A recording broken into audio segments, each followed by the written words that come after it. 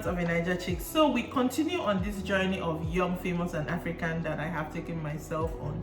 Honestly, the ending part, like we're talking about episodes 5 and 6 today, but this last episode, a lot of things happened that I was like, I have still been pondering ever since I finished watching. So let's just get right into it.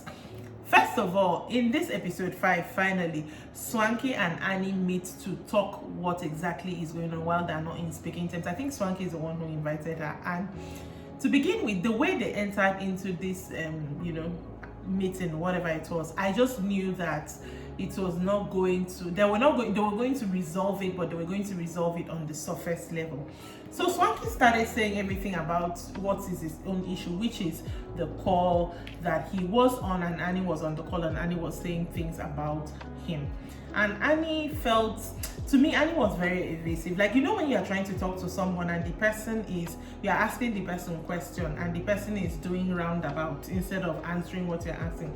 So Annie did not take ownership of that call if it happened. She said nothing like that happened, was basically trying to tell Swanky, let us quash the matter, let us quash the matter. It was very funny to me because when you went to their confessional, Annie is talking about the fact that he betrayed me, he disrespected me. I mean, she also mentioned her own event situation, but right when they were speaking, they weren't really, resolving. But they came to a conclusion and were like, let's just resolve it, let's go back to being friends or something of that sort. But because the thing wasn't even real, to be very honest, I just knew it was surface level, and I was right because in the confessional, Swanky was busy saying trust is broken, I have not gotten the closure that he wanted. Annie did not agree to the fact, like Annie was like, let's not just rehash things, let's just move on and forget everything and move on. That's it. She wasn't really talking in depth. Annie, on the other hand, in her confessional, she was also saying, well, that she cannot get to that point that she was with him anymore. Then Quinton and Kay host a polo event and everybody goes there. I think everybody was there, even Annie and Two-Face were there, except Diamond, who was not in the country, and Louis was also there. But the main thing that happened, this is the first time Fantana is meeting Zaria after her date with Diamond. Remember, Zaria is Diamond's baby mama, respected, most respected, and most put on a pedestal baby mama as she is. Somehow, of course, the conversation turned to Fantana and whatever situation she has going on with Diamond. And I think how it started was somebody said, so where is Diamond? Because he wasn't present. And Fantana was like, he's on tour. And Zara was like, no, he's in Tanzania. In my mind, I was like, okay, so which one are we going to accept? Respected baby mama or new incomer, whatever she is, Fantana? You could just see from Fantana's face that she was not having it. And I've said this about Zari. Zari, to me, I do not care what happens after, but Zari to me is that one woman that, yes, that's your children's father, but she always wants to be the woman that he listens to, the one that I live with. That's just the vibe. Because the way she replied, he's in Tanzania, I was like, girl, you don't even know where your man is. So Fantana was really, really pissed off. Before you know what, talk has started and Fantana is talking at Zaria. Of course, Fantana has this notion that Zari is controlling Diamond, and all her anger is around that. And then she says that Diamond even said that you want to have another baby with her via surrogacy. And okay, everybody's like, okay. And then she's like, the things that Diamond have told me about you, if you hear it, you will have a stroke. Nadia Kasala burst.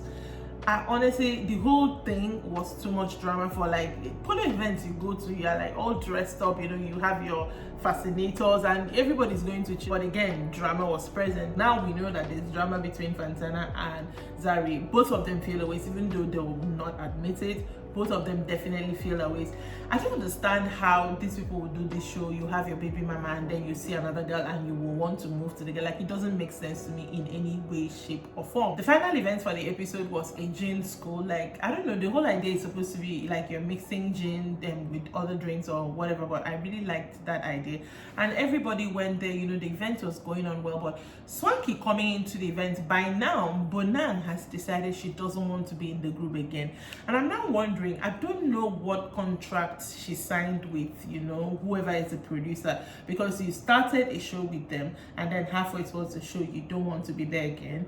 But maybe because she's Bona, they kind of made her contract flexible. Like, you only had the one argument with Louis, and all of a sudden we're not going to see Bona again. She's not going to be on the show again because I don't know. Anyways, but Swanky is coming to this event to come and tell everybody off, because according to Swanky, they have not welcomed Bonang the way they should welcome Bonang, and he also feels that people took Louis' side of the story as of what happened during his dinner.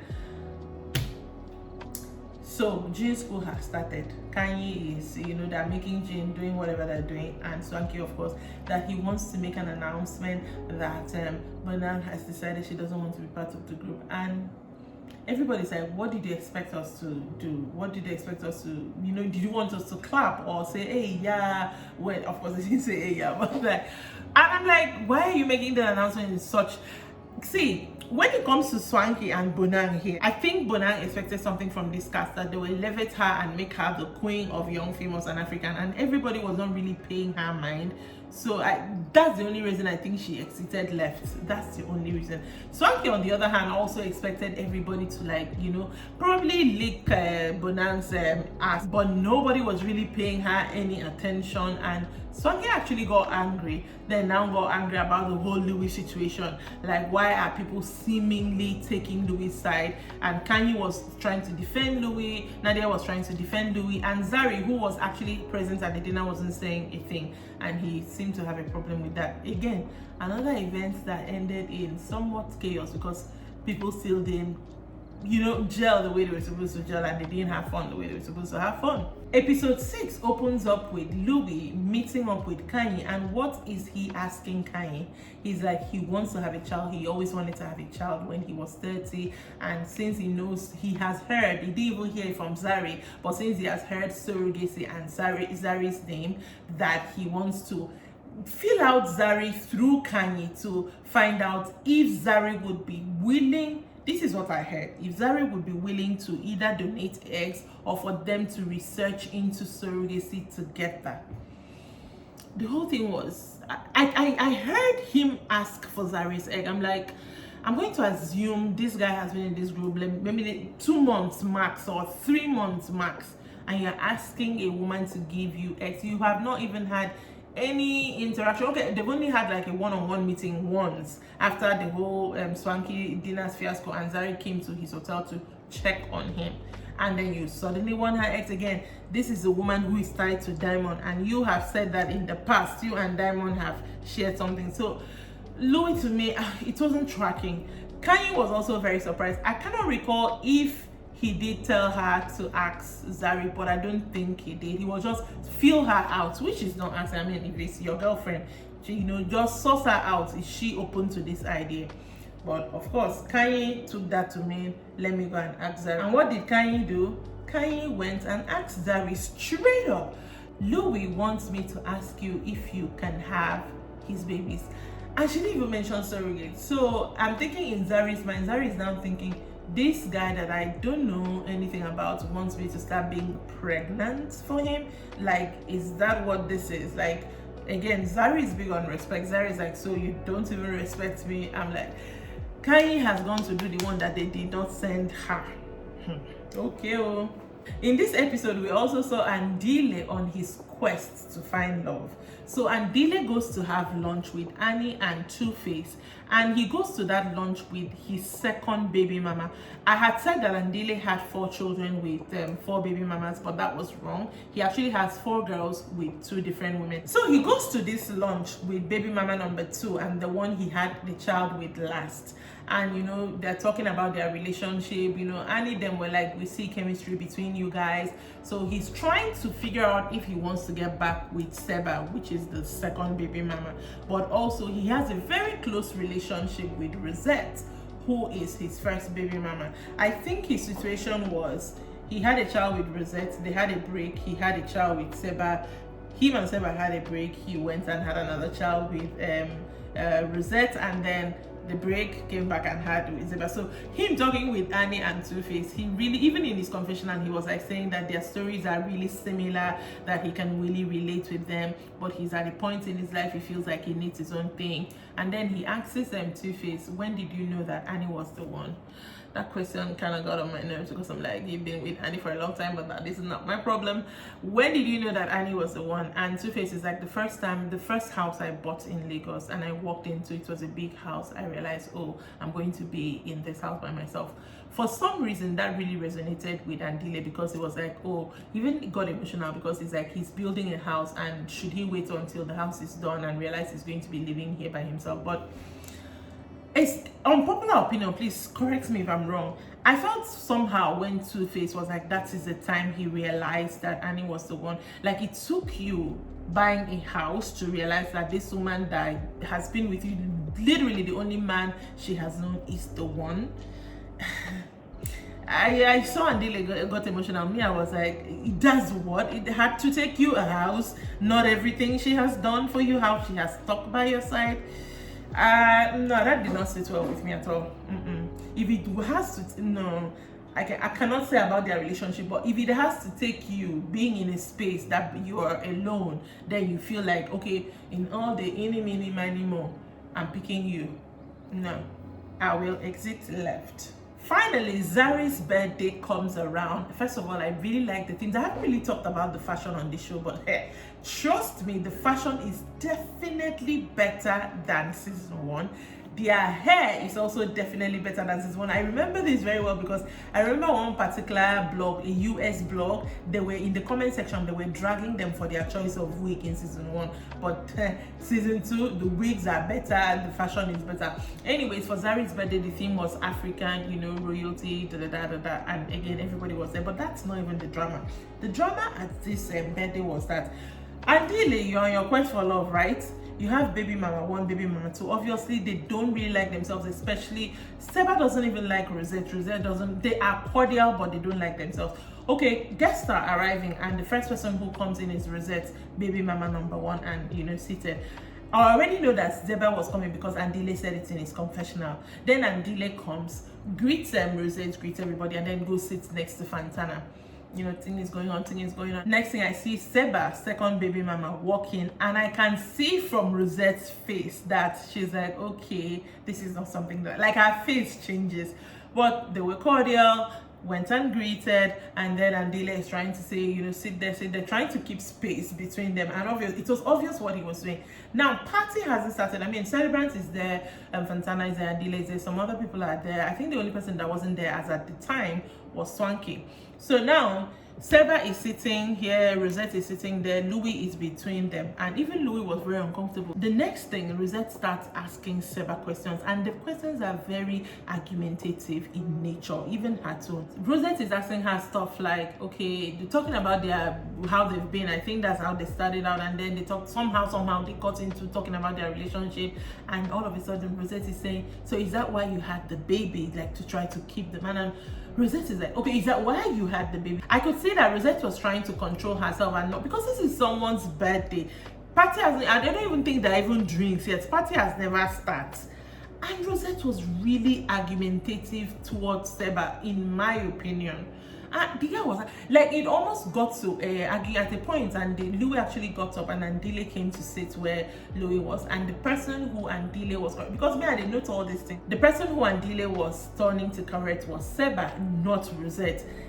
Rosette is the one he's friends with. Seba is the one he wants to have another round of relationship with. But it was very weird to me that, in fact, it wasn't even weird. I can understand him being like, Rosette is his body.